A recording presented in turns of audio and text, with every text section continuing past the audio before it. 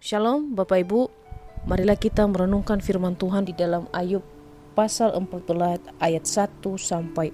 Beginilah firman Tuhan. Setelah mati tidak ada harapan lagi. Manusia yang lahir dari perempuan singkat umurnya dan penuh kegelisahan. Seperti bunga ia berkembang lalu layu.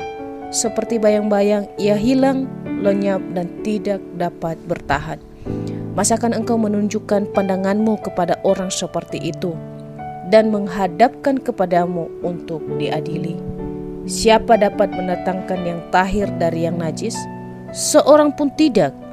Jikalau hari-harinya sudah pasti dan jumlah bulannya sudah tentu padamu dan batas-batasnya sudah kau tetapkan sehingga tidak dapat dilangkahinya, hendaklah kau alihkan pandanganmu daripadanya agar ia beristirahat sehingga ia seperti orang upahan dapat menikmati harinya. Satu topik yang ingin sama-sama kita renungkan pada kesempatan ini adalah hidup ini tidak ada duplikat. Pernahkah Bapak Ibu merenungkan ketika pergi ke tempat fotokopi untuk menduplikat suatu berkas, kemudian membayangkan kalau hidup kita juga seperti itu?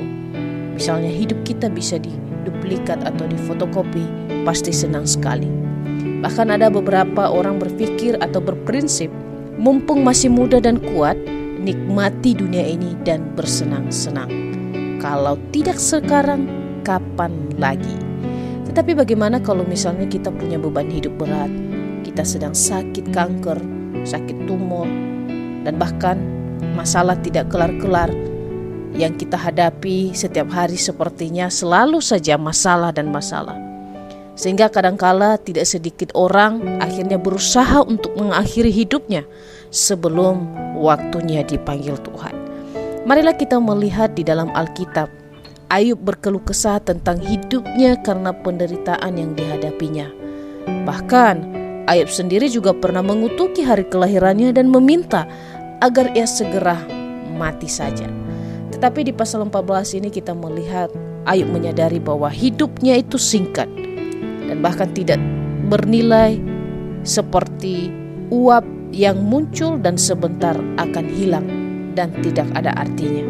Ayub juga menyadari dan menggambarkan bahwa hidupnya itu seperti bunga berkembang yang kemudian akan layu dan perlahan-perlahan pun akan hilang.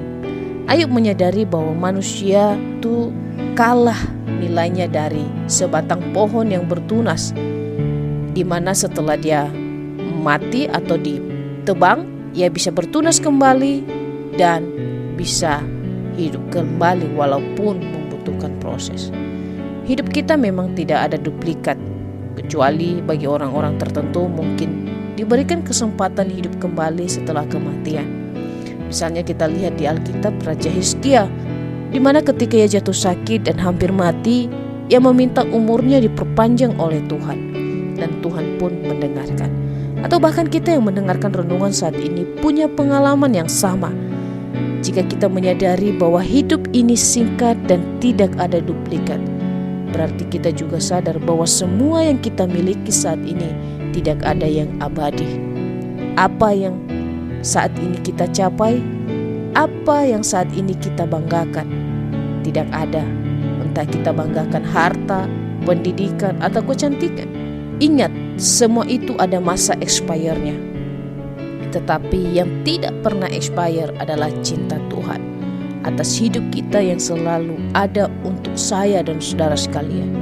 Ia rela mati hanya agar kita bisa memperoleh hidup yang kekal.